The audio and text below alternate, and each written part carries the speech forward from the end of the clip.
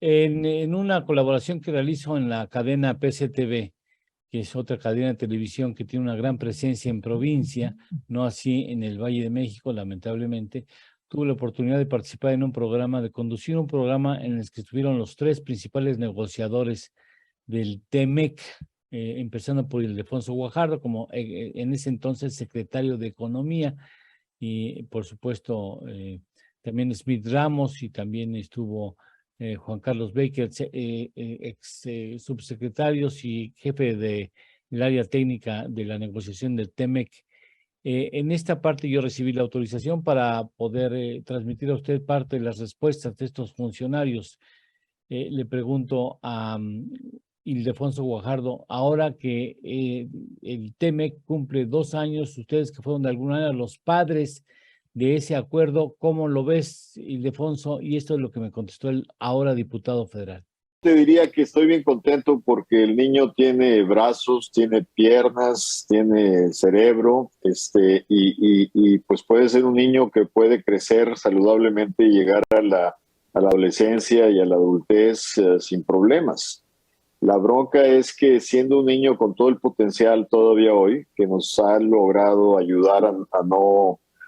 profundizar la crisis que ya venimos arrastrando y agregándole COVID y luego el tema geopolítico, el conflicto con Rusia y el enfrentamiento comercial Estados Unidos-China,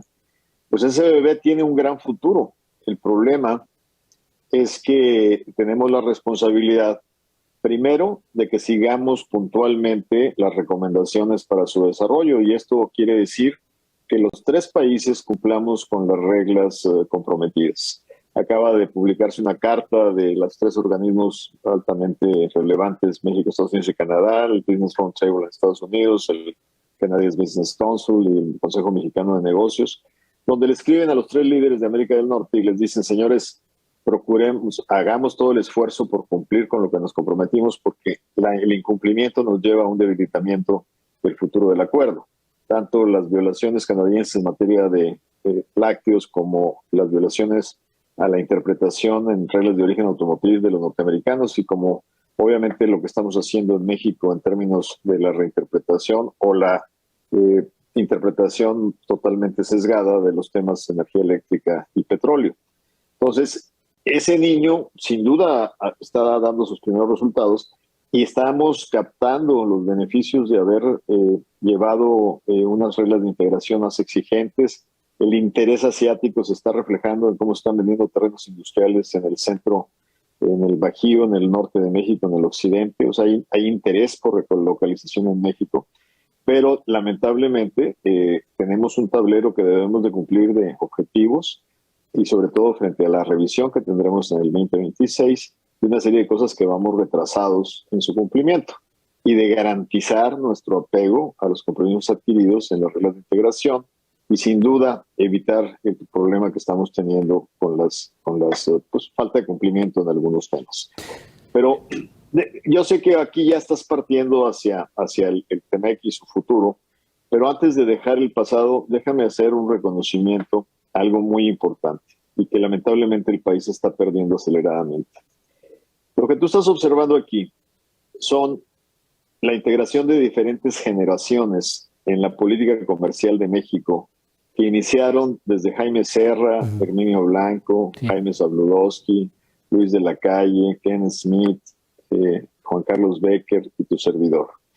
Algunos tuvimos pues la osadía de participar en temas políticos, pero todos tenemos la formación profesional de lo que podrías llamar un servicio mexicano del comercio exterior. Y eso tiene un gran valor porque te ganas un respeto en el mundo.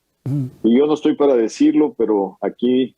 múltiples veces lo escucharon Juan Carlos y Ken, el gran reconocimiento que siempre nos hicieron nuestros colegas, sobre todo en América del Norte, del profesionalismo de nuestro equipo negociador. Pero eso también nos llevó a una responsabilidad país muy importante. Y aquí voy pues no sé si es indiscreción, pero yo creo que se percibió. Había dos visiones en la administración 2012 y 2018 sobre cómo enfrentar el reto.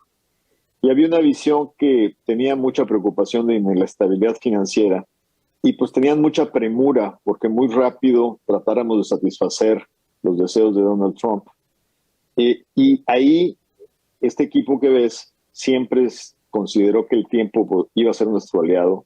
que podíamos movilizar intereses republicanos favorables al libre comercio para ir mandando el mensaje a la Casa Blanca de que su posición intransigente era suicida.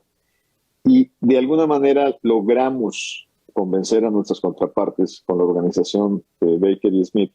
de empezar a hacer la parte de modernización que comentó Kenneth, de ir por rondas que nos llevaron la principal parte de ir ganando tiempo, ir modernizando. Pero lo más importante, y aquí lo voy a hacer público, los tres personajes que ves aquí, nos volteamos y nos dijimos, si las prioridades cambian y nos piden ceder cosas que desde el punto de vista de la salud económica de este país son totalmente intransitables, porque era muy fácil que yo dijera, no, pues yo renuncio, pongan a otro. Pero el problema es que tanto Baker como Smith, cuando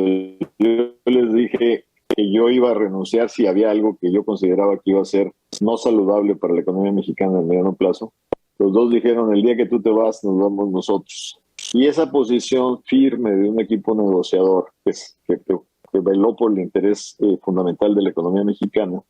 es una posición muy sólida. Y eso nos ayudó a ganarnos el respeto y el reconocimiento de quien tomó las decisiones responsables en su momento para realmente permitirnos implementar lo que los tres hemos aprendido en los últimos 25 años de historia profesional. Entonces es un elemento que antes de pasar ya el primer tema que pusiste de futuro, me gustaría dejar asentado simplemente para el récord histórico. Y aquí un gran reconocimiento a Ken y a Baker de haber sido parte de ese pacto profesional por México que sin duda al final resultó favorable. Dicen cosas que nunca antes habían dicho, al menos yo no los había escuchado públicamente, y pedí autorización para retransmitir. Le insisto en que ese programa, aunque participe, no es mío, no es de la cadena PCTV. Y ahí Kenneth Smith, que regularmente está aquí con nosotros en las mañanas, le pregunté sobre, pues, si no había sido difícil. Estábamos negociando a todo dar con los negociadores norteamericanos y de repente llega Trump con otras instrucciones y entonces ponen aprietos al equipo de Estados Unidos específicamente. Sobre eso le pregunté a Kenneth Smith y esa es la respuesta. Mira, yo te diría que fue una situación muy curiosa porque había una percepción en México de que estábamos negociando con Trump y 150 funcionarios idénticos a Trump en la representación comercial de Estados Unidos. Y esto era absolutamente falso. Yo creo que algo que ayudó mucho en la negociación, a pesar de los temas tan difíciles que estaban poniendo sobre la mesa, sobre todo por instrucción de la Casa Blanca, una de las cosas que facilitó el diálogo es que nuestras contrapartes de Estados Unidos eran las mismas contrapartes con las cuales nos enfrentamos en la OMC, obviamente en la negociación del Tratado Transpacífico, y muchos de ellos inclusive la negociación del Telecan original. Es decir, yo conocí a John Melley, mi contraparte de la negociación técnica, en 1995. Entonces, estás hablando de un equipo muy profesional. El reto ahí es que es un equipo tanto de economistas como de abogados y negociadores comerciales con muchísima experiencia, pero también con mucho oficio. Entonces, ellos mismos reconocían,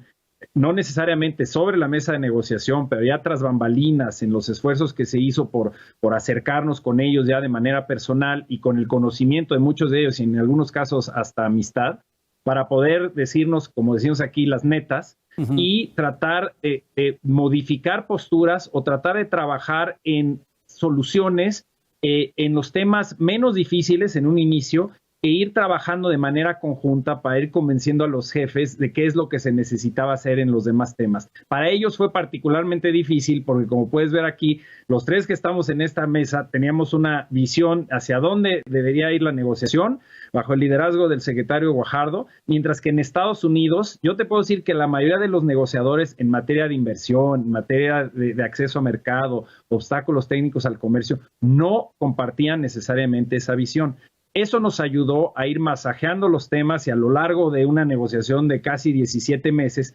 lograr acuerdos en la mesa que se subían a consideración y análisis y negociación de los ministros y de una manera que agilizó el proceso. Entonces, yo creo que eso fue muy útil, pero por supuesto fue muy difícil porque tenías en todo momento a los funcionarios a nivel de subsecretario, obviamente el representante comercial Lighthizer, que es extremadamente hábil y experimentado, que estaban impulsando los temas más difíciles que quería Donald Trump que se reflejaran sobre la mesa. En ese mismo contexto, la opinión de Juan Carlos Baker. Sin temor a exagerarte, yo creo que eso lo vivimos todos y cada uno de los días que duró el proceso de la negociación. Es más, no, incluso lo vivimos después también de que terminó el proceso de negociación, porque luego, cuando se va al Congreso de Estados Unidos, nosotros ya estábamos fuera de la administración, pero no obstante, pues hubo todavía otro proceso de renegociación de ciertos capítulos, ciertos temas, y ya encabezó la administración del presidente López Obrador, y yo seguía sintiendo, pues no sé si la misma angustia, pero ciertamente la misma preocupación de que a lo mejor todo el esfuerzo que se había hecho no iba a culminar en un buen resultado. Pero mira, creo que más allá de lo que personalmente experimentamos estando ahí en el día a día y sabiendo que una posibilidad muy real era que no se llegara a un resultado, me parece que, otra vez, como menciona Ken y como menciona el diputado Guajardo, a nosotros nos tocó mucho aprender a adaptarnos a esta nueva realidad en el día a día, ¿sí? Y eso pues nos obligó a ser muy creativos, nos obligó a buscar toda una serie de opciones, alternativas, a pensar, como dicen, fuera de la caja, y sin duda, bueno, pues eso al final creo que nos ayudó el tener esa flexibilidad, el saber que podíamos tener un espacio para movernos y para aceptar compromisos, ¿no? También creo que esto, al igual que el TLC original, vino a romper muchos paradigmas. O sea, más allá de la figura de Donald Trump, existe otra vez, como mencionaba hace un instante, existe un cuestionamiento a cómo tiene que ser la globalización, cómo tiene que ser la integración regional, la promoción de ciertos temas. Y hasta antes del TEMEC parecía que había como dos bandos. Un bando que decía que era imposible integrar todos esos temas y otro bando que estaba dispuesto a intentarlo. Pero otra vez, el primero que caminó esa senda, pues fue México, ¿no? Pero sí, claro que la posibilidad de que esto hubiera salido mal existió. En algunos libros está documentado con mucho nivel de detalle, pero sí te puedo decir que nosotros lo vivíamos todos los días.